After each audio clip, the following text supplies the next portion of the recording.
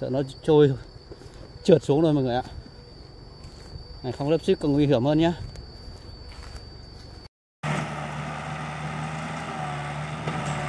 Xin chào quý vị cùng các bạn nha, trở lại với video tiếp theo của mình nha.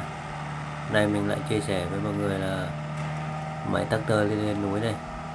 Và con này đi lên trước để kéo, để mới có kéo hai cái con thùng lên.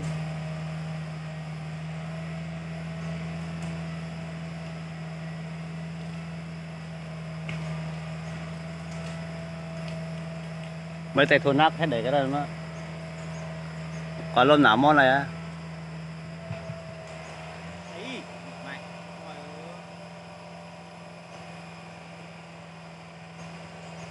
Phải lui về.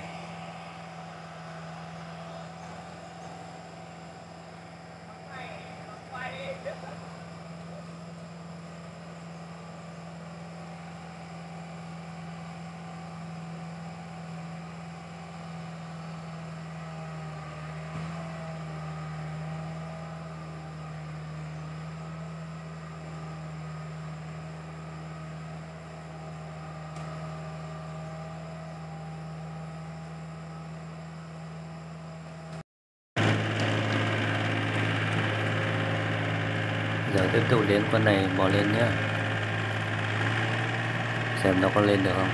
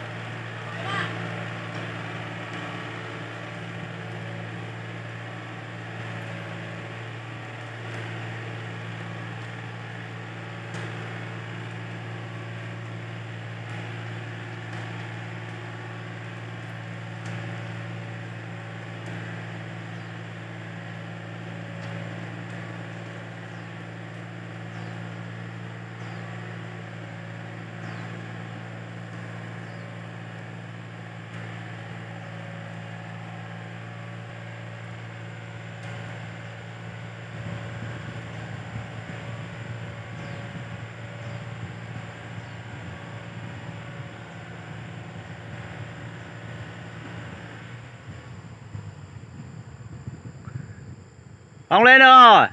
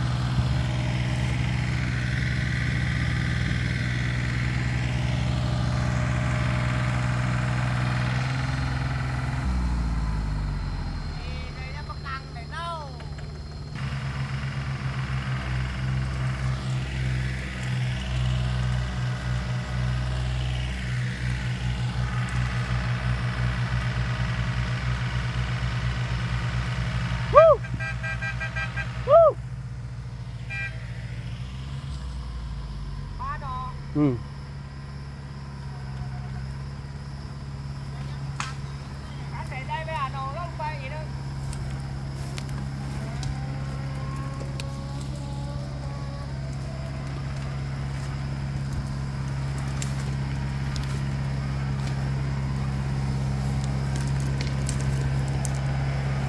Rồi.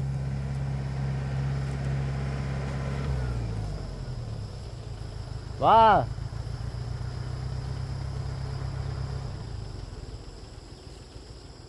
Cái dây tới mới đồ có dán.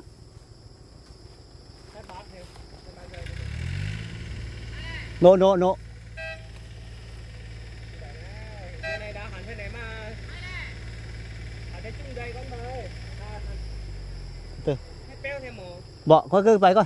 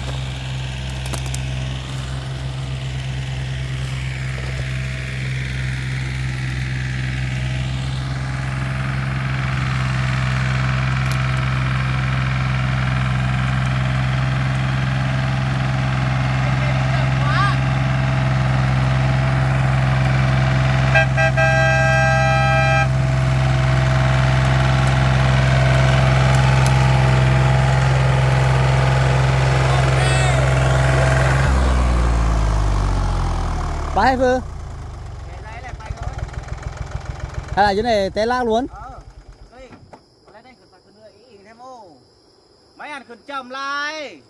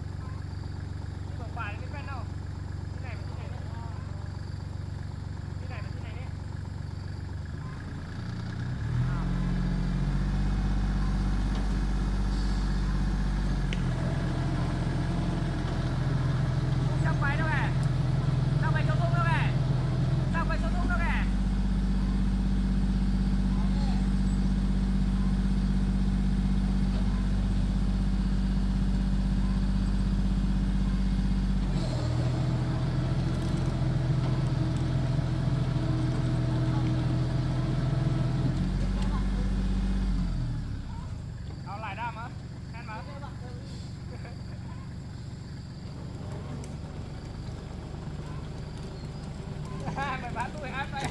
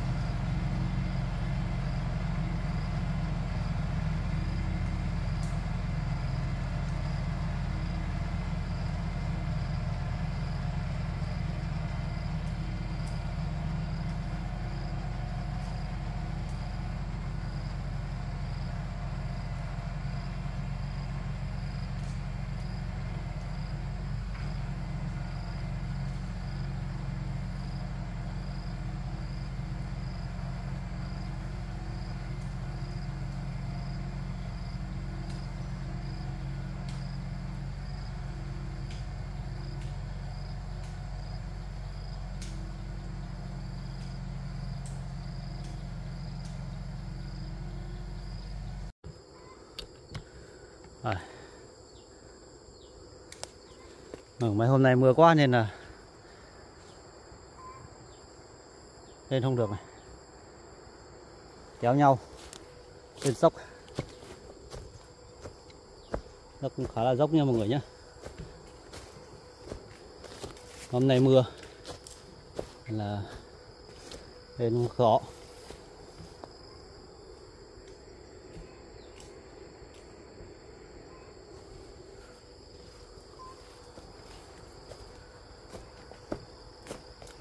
Trên này có 2 con máy, tổng cộng là 3 con nhá. Một con là đi máy không thôi, một con đi máy không là lên kéo trước rồi mọi người, lên trước để kéo.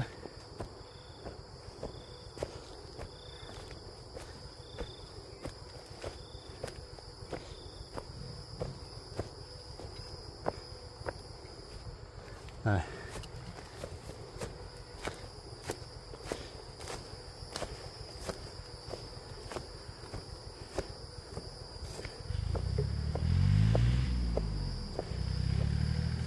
Đây. Con thứ hai đây. Đấy, nó lên trước đây.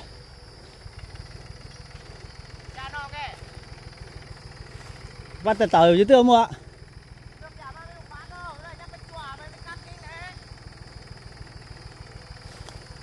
Ok. Giờ anh em bốc nhá, bốc lên thùng đầy thôi lại xuống nhá. Thì bây giờ mình lại review cho mọi người xem nhá. Đã xong một chuyến nhá, là cảnh ở trên cao đây mọi người nhỉ. Xong một xe, mình cho nó đi xuống trước này mọi người, khá là nghiêng nhá.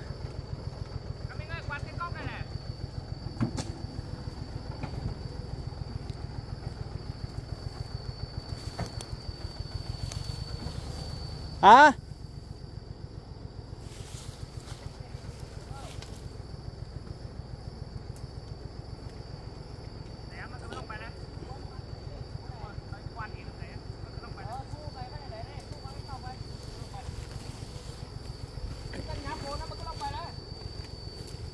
buộc hộ giữ nhá.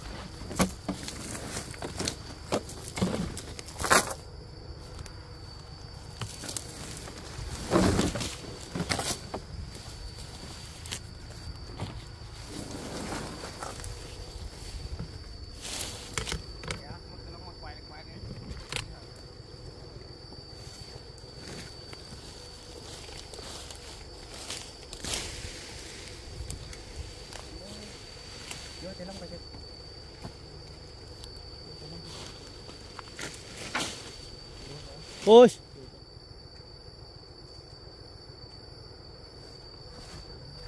nó xuống thì gì trôi không, mẹ mới nhiều trôi đấy.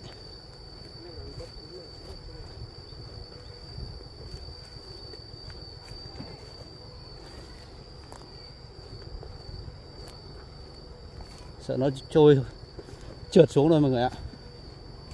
Này, không lấp xích còn nguy hiểm hơn nhá.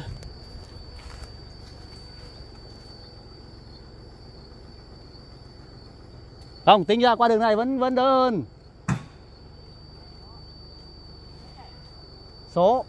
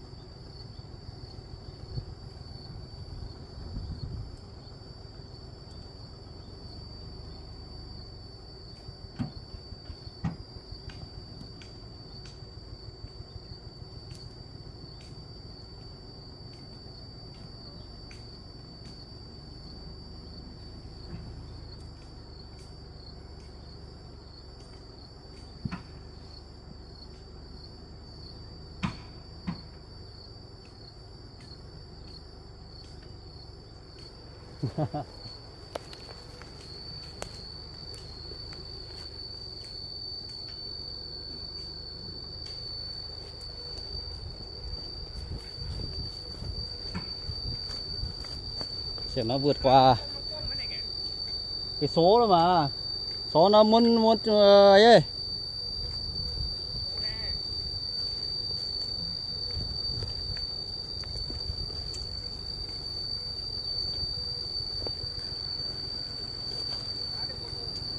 Trượt nhá mọi người nhá.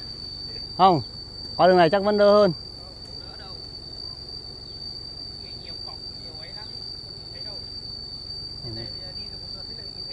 Ừ.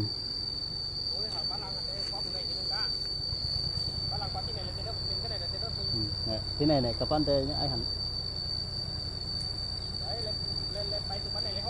Đấy bây giờ cua rất khó nhá.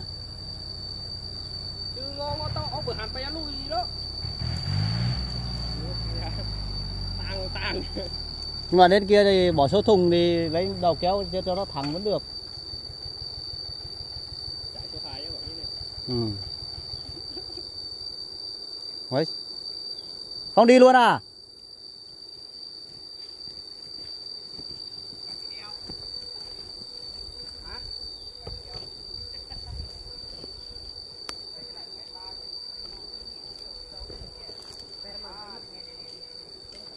Nắng lên đi.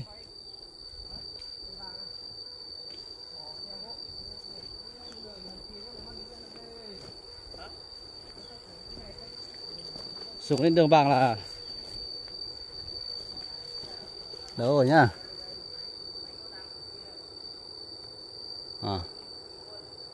Lên núi nha mọi người nha.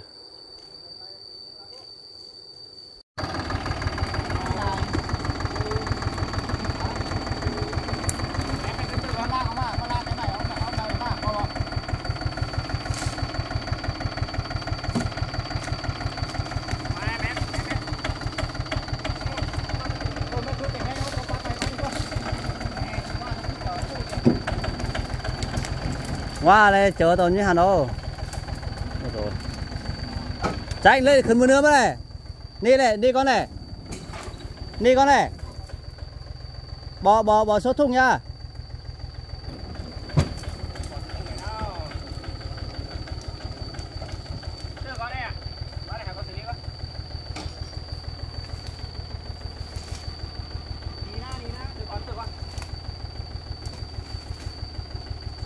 Mình có mà còn thằng con phun này. Ba chắc nguy hiểm hơn em.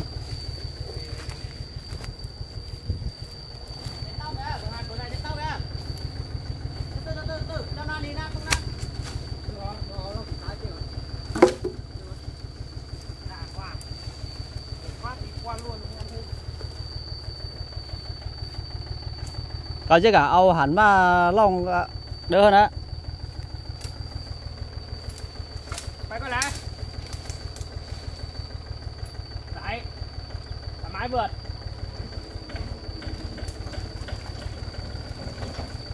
Ok. Đấy, thoải mái. Quay à.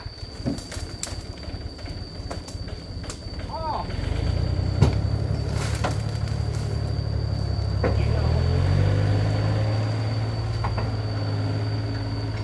เอาลงที่เด็กกี่ท้ายเลยโอ้นู่น Tem phải đấy này mới cần phải hẳn này.เอาลงที่เด็กกี่ท้ายเลย Ừ. เอาอะไรก็บอกอ๋อคุณที่เด็กกี่ท้ายเลยไหนอะมีเก่งเนาะ Được. Cái mặt cái máy bù vào ní tiền Chứ vậy. Kiểu tè gấp lại Hụp lông đi. chứ bán mơ ẻo côที่ไหนgấp lại Mới gấp cũng mới đẩy. cái thua có tới hát són mà thường này á kì Ừ. đây cái thua đấy hát són mà có cùng bay ngon mà thường tim bánh nhang tim mà đây có nhang Tí này làm cái cua đấy. nhang cắt thùng bay lên cắt thùng bay cái nào Được rồi. đó một cái đi qua Đá một cái đi qua.